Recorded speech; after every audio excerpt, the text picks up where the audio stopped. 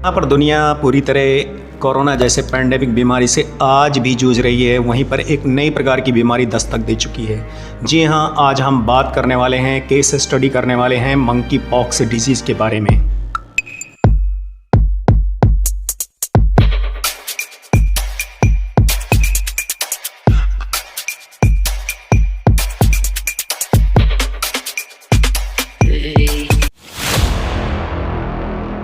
Infectious disease monkey pox virus की वजह से होती है।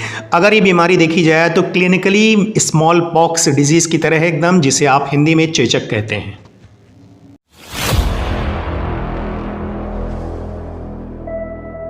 इस बीमारी और वायरस को 1958 के दौरान डेनमार्क की कैपिटल की एक लैब में क्रैब ईटिंग मंकी, जिन्हें जूलॉजिकली मैकाका फेसिकुलरिस कहते हैं, इनमें प्रेबेन वॉन मैग्नस ने आइडेंटिफाई किया था। ह्यूमंस को लेकर मंकी पॉक्स डिजीज़ का पहला केस 1970 में डेमोक्रेटिक रिपब्लिक ऑफ कॉन्गो में पाया गया था। 2003 में यूनाइटेड स्टेट्स ऑफ अमेरिका के एक पेट स्टोर जानवरों की दुकान में ये बीमारी देखी गई थी। उसके बाद वहाँ के लगभग 80 लोगों में ये इन्फेक्शन फैला था, लेकिन किसी भी मौत की खबर नहीं सुनाई पड़ी थी। 2022 में मंकी पॉक्स का प्रकोप अफ्रीका के बाहर हो चुका है। पहले यूनाइटेड किंगडम में, फिर 11 से अधिक कंट्रीज़ में इसकी पुष्टि हो चुकी है।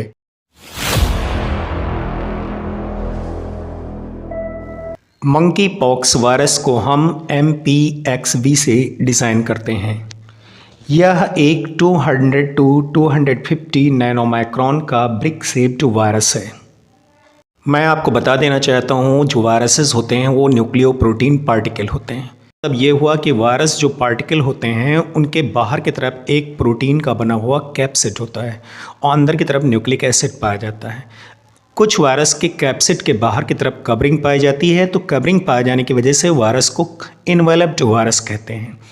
उसी तरह यहाँ पर जो मंकी पॉक्स वायरस है उसके बाहर की तरफ कवरिंग पाई जाती है, इसलिए ये एक प्रकार का इनवेलप्ड वायरस है। इसके कैप्सिड के अंदर की तरफ DNA double stranded nucleic acid पाया जाता है। Monkey pox virus genus orthopox virus से बिलोंग करता है, जिसकी फैमिली पॉक्स वायरिडी है। मंकी पॉक्स वायरस के दो अलग अलग जेनेटिक क्लेड्स हैं। जेनेटिक क्लेड्स का मतलब हुआ वैराइटीज़ हैं, या आप कह सकते हैं स्ट्रेन्स हैं। वायरस के दो अलग अलग जो जेनेटिक क्लेड्स हैं या स्ट्रेन्स हैं, उसमें से एक को नाम देते हैं द सेंट्रल अफ्रीकन और कॉन्गो बेसिन क्लेड, दूसरे को दोस्तों नाम देते हैं the west African clade. Monkey pox virus के इन दोनों स्ट्रेन्स में अगर दोनों को कंपेयर किया जाए, तब इसमें द सेंट्रल अफ्रीकन, या आप जिसे दूसरा नाम देते हैं द कॉन्गो बेसिन क्लेड, अगर इसको देखा जाए तो ये हिस्टोरिकली अधिक बीमारी का कारण है। मतलब इसकी पैथोजेनिसिटी ज़्यादा है comparison to the west African clade के। और साथ साथ मैं आपको ये भी बता देना चाहता हूँ, ये वायरस ज़्यादा ट्रांसमिसिबल है, ज़्यादा ट्रांसमिट होता है। सेंट्रल अफ्रीका और वेस्ट अफ्रीका के बीच में, मतलब दोनों जियोग्राफिकल एरियाज़ के बीच में कैमरून एक देश है। उस देश में जहाँ पर ऐसा देखा जाता है कि ये दोनों प्रकार के वायरसेस पाए जाते हैं, मतलब मंकी पॉक्स वायरस की दोनों वैराइटीज़ यहाँ पर देखी गई।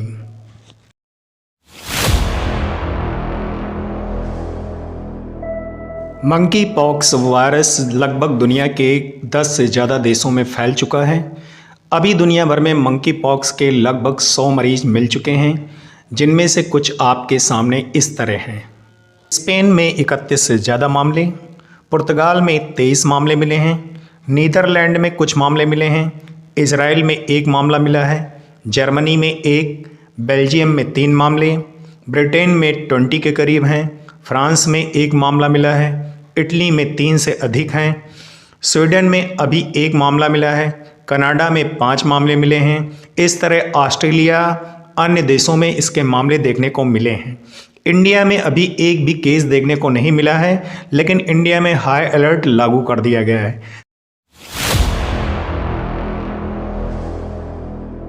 इस वायरस का ट्रांसमिशन ज़ोनोटिक है, मतलब ये कि एनिमल से ह्यूमन में आसानी से ट्रांसमिट हो सकता है। डायरेक्ट कांटेक्ट के जरिए। इन्फेक्टेड व्यक्ति से हेल्दी व्यक्ति में क्लोज फिजिकल कांटेक्ट के जरिए ट्रांसमिट होता है। इन्फेक्टेड एनिमल्स या ह्यूमन के क्यूटेनियस या म्यूकोसल लेशंस का मतलब ये हुआ कि जो फफोले पड़ जाते हैं, ब्लिस्टर्स बन जाते हैं, वो अगर फूट जाते हैं तो फूटने के बाद उनके द्वारा निकलने वाला जो लिक्विड जैसा होता है वो अगर बॉडी के कांटेक्ट में आता है हेल्दी व्यक्ति के, तो अब इन्फेक्शन होने के ज़्यादा चांसेस हैं। रेस्पिरेटरी या नेज़ल सिक्रेशन कंटामिनेटेड ड्रॉपलेट्स जो होते हैं उनके ज़रिए बहुत आसानी से इसका ट्रांसमिशन होता है। अगर कोई लेडी प्रेग्नेंट है और उसको ये इन्फेक्शन हो जाता है तो मैं आपको बता रहा हूँ उस प्रेग्नेंट लेडी के प्लेसेंटा के ज़रिए डेवलपिंग बेबी में आसानी से मंकी पॉक्स वायरस के इन्फेक्शन होने के चांसेस हैं। गे और बाइसेक्सुअल लोगों के बीच में इस प्रकार के वायरस के ट्रांसमिट होने के ज़्यादा चांसेस होते हैं।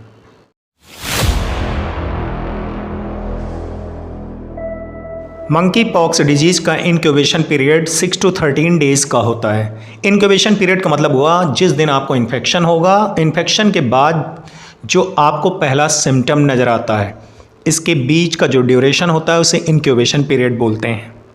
जो बीमारी के प्राइमरी सिम्टम्स होते हैं जैसे फीवर का आना, इंटेंस हेडेक तेज़ सर दर्द होना, एडिनोपैथी मतलब लिम्फ नोड में स्वेलिंग, बैक पेन, मैलेगिया मतलब मसल्स जो आपकी मांसपेशियां हैं उनमें दर्द, इंटेंस एस्थेनिया इसका मतलब ये हुआ शरीर में कमजोरी महसूस होना, ऊर्जा की कमी।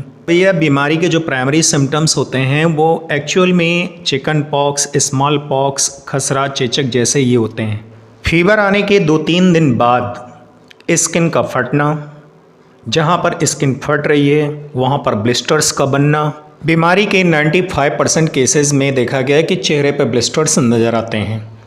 75% केसेस में देखा गया है कि जो हैंड के पाम्स होते हैं और पैर के जो तलवे होते हैं उन पर ब्लिस्टर्स आपको नज़र आएंगे।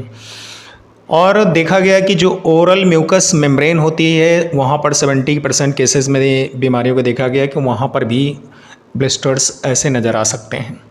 दोस्तों ये बहुत ही ज़्यादा खतरनाक डिजीज़ नहीं है, एक प्रकार की माइल्ड डिजीज़ है और इससे ज़्यादा परेशान होने की ज़रूरत नहीं है। अगर प्रारंभिक सिम्टम आपको नज़र आते हैं इसके तो तुरंत आप अपने पड़ोस के डॉक्टर से कांटेक्ट कर सकते हैं।